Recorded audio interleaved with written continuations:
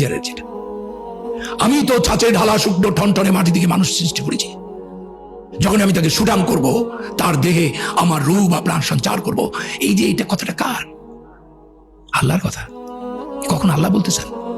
সূরা আল মাউনের যে 2 আল্লাহ আমরা যেটা পড়ি, তিনি কি বলছেন? আউযুবিল্লাহি মিনাশ শাইতানির রাজিম, বিসমিল্লাহির রহমানির রহিম। কার কথা এটা? তুমি কি দেখেছো তাকে যে ধর্ম বিচারকে অস্বীকার করে, এতিমকে ধাক্কা দিয়ে তাড়িয়ে দেয়, অভাবগ্রস্তকে অন্নদানে উৎসাহিত করে না? সুতরাং দুর্ভোগ সেই সব নামাজ আদায়কারী, যারা তাদের নামাজ সম্বন্ধে উদাসীন, যারা তারপরে লোক দেখানোর জন্য এবং যারা অপরকে সংসারের ছোটখাটো জিনিস দিয়ে সাহায্য করতে চায় না। এখন এইটা যদি আমি এইভাবে পড়ি, তুই দেখছো এটার মানে কি হতে পারে বলে?